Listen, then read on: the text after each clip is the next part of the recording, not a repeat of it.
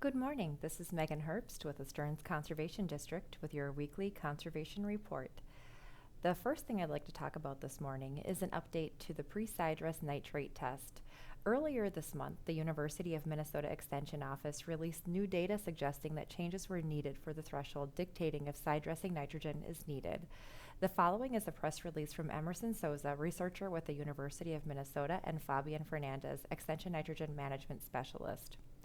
If you're using the pre-sidedress nitrate test to guide your nitrogen decisions in corn, here's the good news. We've updated the critical number you should aim for based on field trials conducted across the major corn production regions of Minnesota. And even more important, the pre-sidedress nitrate test becomes especially valuable when weather disrupts your normal nitrogen management. If wet soils prevented a pre-plant nitrogen application, or if you applied early but then experienced heavy rainfall, much like we did earlier this week, the pre-sidedress nitrate test offers a timely in-season check on how much nitrate remains in the root zone and whether a side dress application might pay off. Based on 34 field experiments, the university found that a pre-sidedress nitrate test value of 20 part per million of nitrate N in the top 12 inches of the soil at the V4 to V6 stage in corn reliably delivers 97% of maximum corn yield. So that's your target. 20 part per million is a strong statewide target, but weather does matter. So we saw variation in the critical pre-sidedress nitrate tests depending on early season rainfall.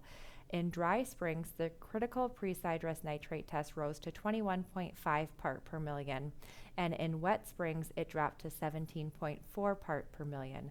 Still, when we look at all the data together, using 20 part per million, give or take 2.5 part per million, gave the best overall fit. It's a solid benchmark that holds up across most conditions. The key takeaway is that if your pre-sidedress nitrate test is close to 20 part per million, you're in good shape.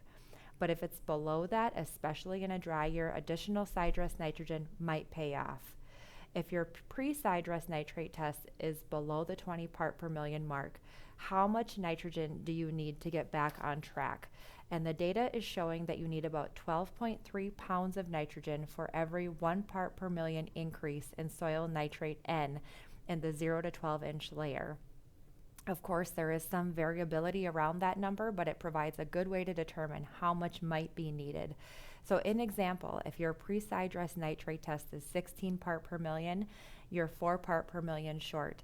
Multiply that by 12.3 pounds, and you'd need about 49 pounds of nitrogen per pounds per acre, at side dress to reach that critical threshold.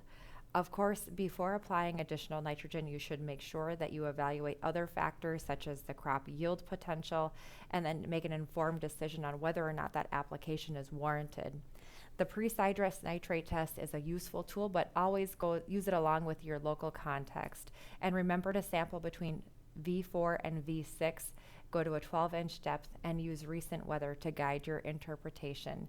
And most importantly, use that test alongside your best judgment and using your knowledge of the field and your crop history. The second thing I want to talk about today is the Board of Water and Soil Resources has opened up an application period for the Spring 2026 Lawns to Legumes grants. So anyone who lives in Minnesota and has an outdoor space for planting is eligible to apply. Lawns to Legumes aims to increase habitat for at-risk pollinators in residential settings across the state by providing reimbursement-based funding, workshops, coaching, and gardening resources. People who live in Minnesota and have a yard, deck, or other outdoor space can apply to be reimbursed for up to $400 in costs associated with establishing new pollinator habitat. The program is available to both Minnesota homeowners and renters.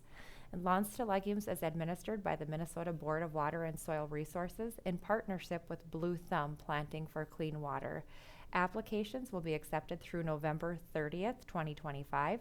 If you previously applied for the program and did not receive an award, you will need to reapply to be considered for Spring 2026 funding. More than 10,000 residential habitat projects across all 87 Minnesota counties have been completed since the program launched in 2019.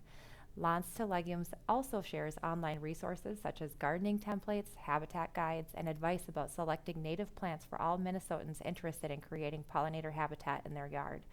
The state's general fund supports Lawns to Legumes. And for more information about Lawns to Legumes, please visit the Board of Water and Soil Resources website or simply Google Lawns to Legumes.